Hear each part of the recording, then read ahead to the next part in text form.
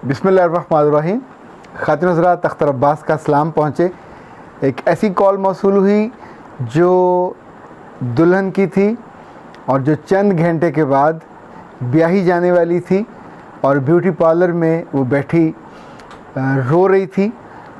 और वहाँ एक नेक दिल ख़ातून ने, जो उससे बड़ी उम्र की ख़ातून, अपनी किसी बेटी के साथ वहाँ आई थी। उसने उसको रोते देखा तो पूछा क्या हुआ।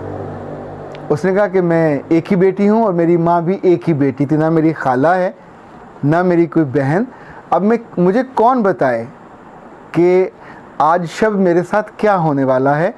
जबकि मेरी जिन दो सहेलियों से मैंने पूछा, उन्होंने इतनी तकलीफ़देह सूरत का बताया है। एक की शादी हुई थी, उसने जो मंजर कशी की है वो इतनी तकलीफ़देह है कि मेरा जिस्म थर थर काँप रहा है।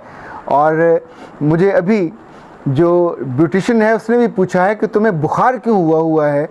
तो उस खातून ने उससे कहा कि बेटा, मुझे लगता है कि तुम्हें प्री मैरिज काउंसलिंग के लिए सर से बात करनी चाहिए। उसने कहा मैं तो सर को नहीं जानती।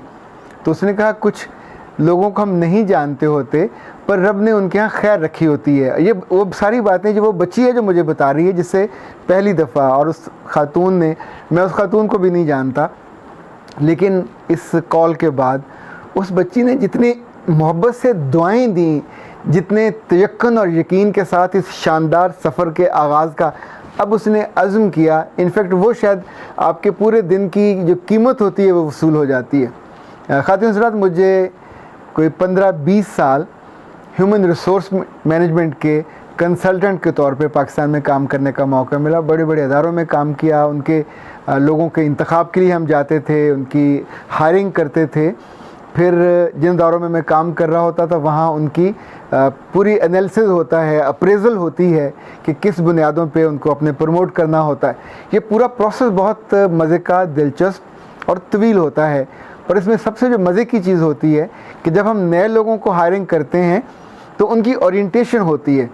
उस ओरिएंटेशन में उन्हें मुख्तलिफ़ शोबों के सरबराहों से मिलवाया जाता है।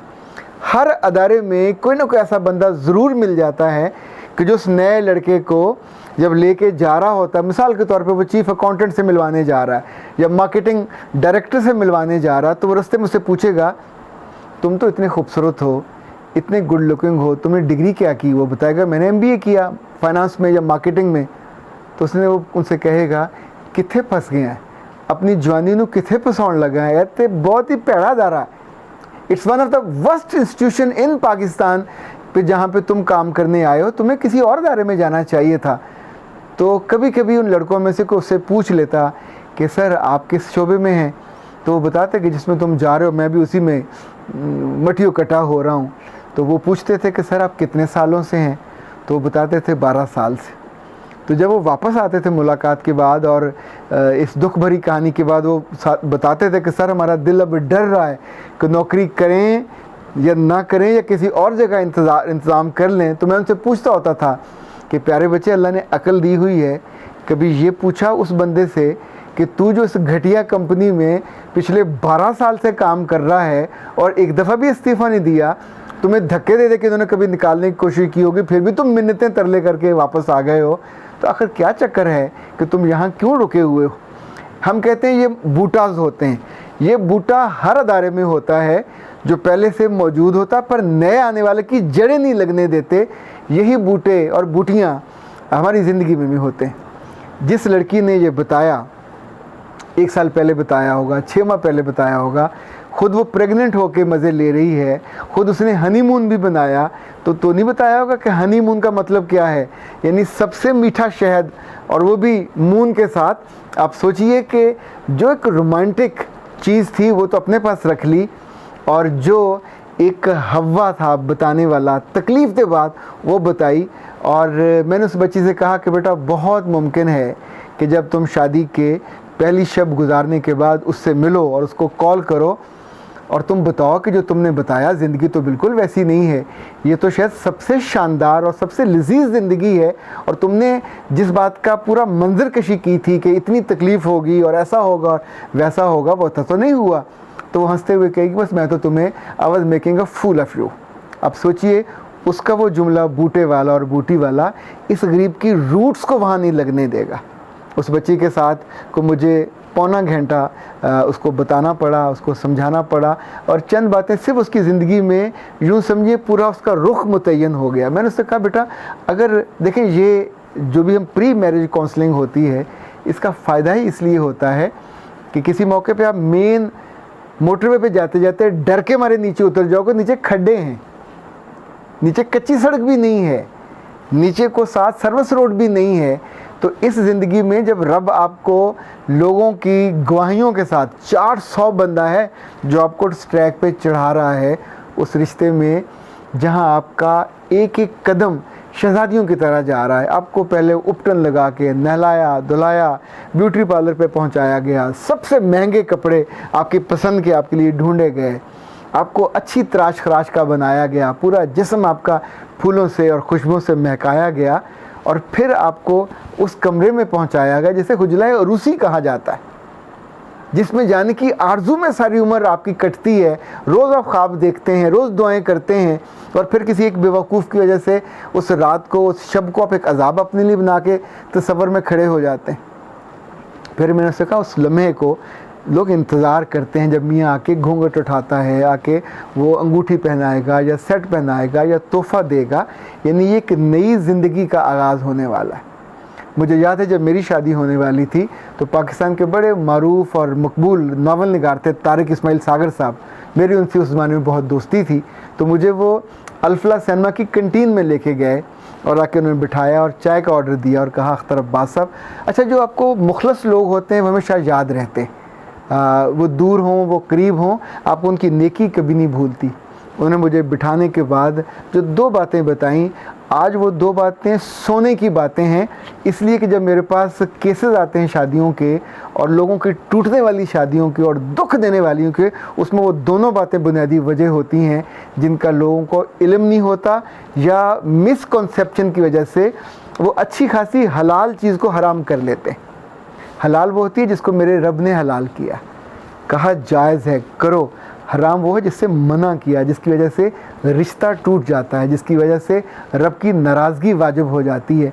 इतनी सी ज़रा सी बारीक सी एक लाइन है जो आपको अगर कोई बता दे तो आप समझें कि ज़िंदगी आपकी एकदम से मोटरवे पे चल पड़ती है। मैं आज भी शुक्रगुज़ार हूँ सागर साहब का, और उस जैसे कितने ही मेहरबान लोग हैं जो ज़िंदगी में, यानी वो तब उन्हें इल्म भी नहीं होगा कि वो प्री मैरिज काउंसलिंग कर रहे थे, पर वो अपने दोस्त को जो ज़िंदगी के नए सफ़र पे जाने वाले था, वो उसको इसलिए कि उन्होंने ज़िंदगी में वो देखा था। देखिए बहुत से हमारे यहाँ अब अक्लमंद ऐसे आ गए हैं कि जिनकी अभी करियर शुरू भी नहीं हुआ और वो करियर काउंसलर बन गए हैं। कई ऐसे लोग हैं जिनके भी पढ़ रहे हैं, 2-4 उन्होंने तकरीरें सुनी हैं, लेक्चर सुने हैं, और उन्होंने पढ़ने देख लिया कहीं लिखा हुआ करियर कोच या लाइफ कोच, उन्होंने साथ वो लिखना शुरू कर दिया। अल्लाह के बंदो उस उम्र को आने तो दो जब तुम लाइफ कोच बनो। यानी कल मुझे डर लगता है कि इनमें से कुछ लोग कहीं प्री मैरिज काउंसलिंग के दायरे में खोल के बैठ जाएं, जिनकी शादी भी नहीं हुई पर समझाने वो बैठ जाएंगे, चूँकि कहीं ना कहीं से वो पढ़ लेंगे और फिर कितने ही लोगों को मिस गाइड करेंगे, मिस लीड करेंगे।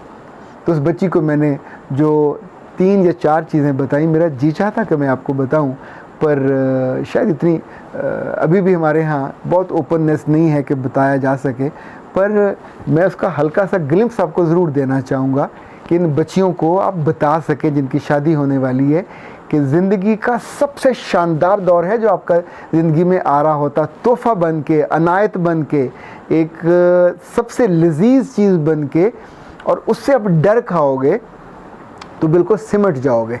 अच्छा जब सिमटोगे और अपने मियाँ के उसको करीब आने से रोकोगे या उसके साथ बिल्कुल उस लम्हे को जो शहद की तरह मीठा होता है आप उसको एंजॉय नहीं करोगे और करने नहीं दोगे, तो जो पहली शब है वो तल्ख हो जाएगी, और ये तलखी उम्र भर नहीं जाती। समटाइम तो मर्द नाराज़ होकर उठ के चले जाते हैं और अब्यूज़ करके जाते हैं कि तुम किन जाहलों के ख़ानदान से आए हो जिन्होंने ये नहीं बताया कि बिहेव कैसे करना है। अगर आपको याद हो तो पुराने ज़माने में हर लड़की के साथ एक उम्र सीदा या फुफ्फो या खाला ऐसी खातून ज़रूर आती थी जो आपको पहली शब के रमूज़ और औक़ाफ़ और जो उसके यूँ समझे सलीका है वो सिखाती थी। मैंने उसको कहा कि बेटा जब आके तोहफ़े का तबादला हो जाएगा और तुम कपड़े बदलने और जेवर उतारने से फ़ारग हो जाओगे, उस लम्हे के बाद तुम्हारी ज़िंदगी का आगाज़ होना है। और ये वो लम्हा होता है जिसका इंतज़ार किया जाता है, the moment, the sweet moment. और इसमें तुमको बहुत रिलैक्स होना है, उसको भी इसलिए कि यही ज़िंदगी का आगाज़ होता है जो उम्र भर याद रहता है। इसी की वजह से सारी उम्र के चोंचले चलते हैं और यही सबसे अच्छी और मजबूत बाइंडिंग होती है।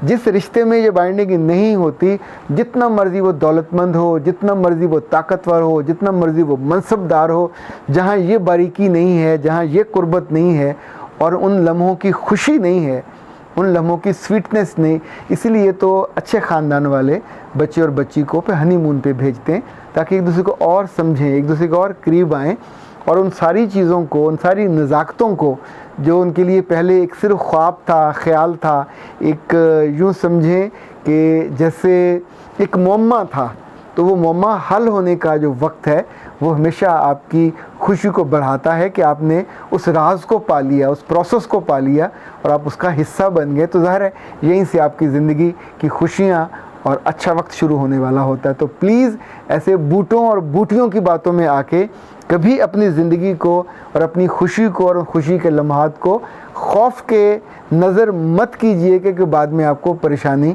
और पशेमानी हो। मेरा रब आपकी हिफाजत करे, आपकी खुशियों को दराज करे और आपकी ज़िंदगी में फूलों का और महकों का और मोहब्बत की फुहारों का इतना चलन आम करे कि आप कभी इस खुशी को भूल ना पाएँ।